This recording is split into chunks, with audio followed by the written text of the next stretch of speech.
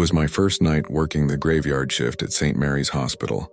The building was old, the kind that always smelled like disinfectant and cold air.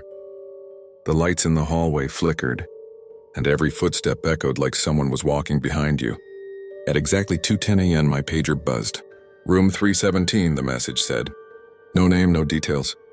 That was strange because room 317 had been closed for months. Everyone knew that. A patient had died there during surgery, and after that, the room was never used again. Still, rules were rules. I grabbed my clipboard and walked down the empty hallway. The closer I got, the colder the air became. When I reached room 317, the door was already open. Inside, the lights were on, and someone was lying on the bed. It was a woman, pale skin, long black hair. Her chest was rising and falling slowly like she was asleep. I checked my clipboard again. No patient was supposed to be there. "Ma'am," I said quietly, "are you okay?" Her eyes opened. They were completely black.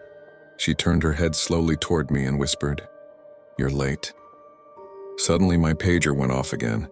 This time the message said, "Reminder, room 317 is sealed. Do not enter." My heart started pounding. I looked back at the bed. It was empty. The sheets were perfectly clean, like no one had ever been there. I ran out of the room and went straight to the nurse's station. My hands were shaking as I told the head nurse what I saw. She looked at me, her face turning pale. Then she opened a drawer and pulled out an old photo. It was a picture of a patient from years ago. The woman in the photo had long black hair and completely black eyes. "She died on this shift," the nurse said quietly, "at 2:10 a.m. That night I quit my job. But sometimes at 2:10 a.m. my phone still buzzes, and the screen always shows the same message. Room 317, you're late." When I was a medical intern, I was assigned to the hospital's oldest wing. Most of the rooms were empty and the halls were always silent. There was one rule everyone followed: never answer the call button in room 402. No one ever explained why. One night during my rounds, I heard it. Ding. The call light for room 402 was on. I tried to ignore it. Ding. It rang again, then again. Finally, I asked another nurse, "Why can't we answer that room?" She looked at me and said, "Because the patient in 402 died 3 years ago." I laughed nervously. "Then what keeps pressing the button?" She didn't answer. That night, the call light kept flashing, over and over. At 3 a.m., I couldn't take it anymore. I walked to room 402 and opened the door. The room was dark. The bed was empty, but the heart monitor was on, and it was beeping, slowly, like someone was still alive. Then I heard breathing. Right next to me, I turned my head. There was a man standing inches from my face. His skin was gray. His eyes were sunken, and he smelled like cold metal. "Doctor," he whispered, "they forgot to discharge me." The lights went out. When they came back on, I was alone. The bed was empty.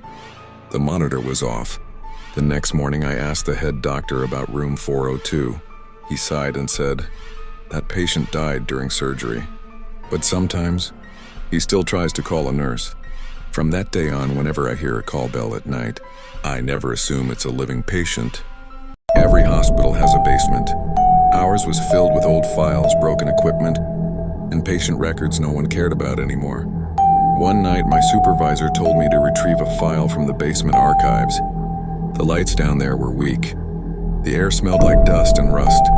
As I walked between the shelves, I noticed something strange. There were files with today's date. That made no sense. I pulled one out and read the name. It was mine. Inside was a full report of my medical history. Things no one at the hospital should know.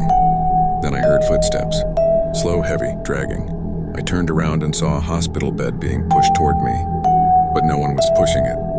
On the bed was a body covered with a white sheet.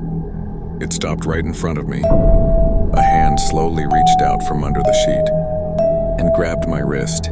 A voice whispered, "Your file is ready." I screamed and ran. The next day I checked the basement again. The file was gone. My name wasn't there anymore. But a week later, a new file appeared, with today's date, and this time, it had my picture on the front. The surgeon was famous for never losing a patient. Not one. People said he had magic hands. One night, a patient came in after a terrible accident. He was barely alive. The surgeon looked at him and said, "I can save you, but you won't leave the same." The surgery took 6 hours. When it was over, the patient survived. But something was wrong. He didn't speak, didn't blink, didn't sleep.